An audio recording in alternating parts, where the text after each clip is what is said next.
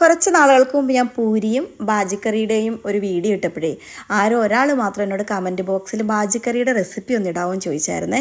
അപ്പം ആ വീഡിയോ ആണ് ഇന്ന്. വീഡിയോ കുറച്ച് ലേറ്റായി, സോറി കേട്ടോ. അപ്പോൾ നമുക്ക് വീഡിയോയിലോട്ട് പോകാം.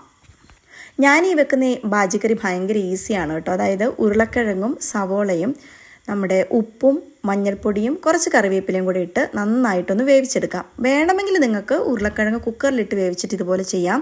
ഞാൻ ഇതുപോലെയാണ് ചെയ്തെടുക്കുന്നത്. നന്നായിട്ടൊന്ന് വെന്ത് കഴിയുമ്പം എന്തെങ്കിലും ഒന്ന് വെച്ചിട്ട് ഇതുപോലെ ഒന്ന് ഉടച്ചെടുക്കാം. ചെറുതായിട്ട് കഷ്ണങ്ങൾ അങ്ങനെ കിടക്കുകയും വേണം, എന്നാൽ ഒന്ന് നല്ലപോലെ ഒന്ന് കുഴഞ്ഞ് കിട്ടുകയും വേണം. അതിനുശേഷം ഞാൻ ഇതിനകത്തേക്ക് ചേർത്ത് കൊടുക്കുന്നത് ഒരു 1/2 ഗ്ലാസ് കട്ടിയുള്ള തേങ്ങാപ്പാലാണ് കേട്ടോ.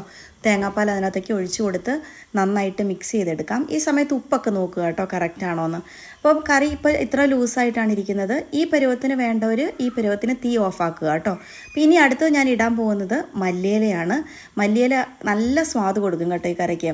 അപ്പോൾ കുറച്ച് മല്ലിയിലയും കൂടി ഇട്ടിട്ട് നന്നായിട്ടൊന്ന് ഇളക്കി യോജിപ്പിച്ച് കൊടുക്കാം.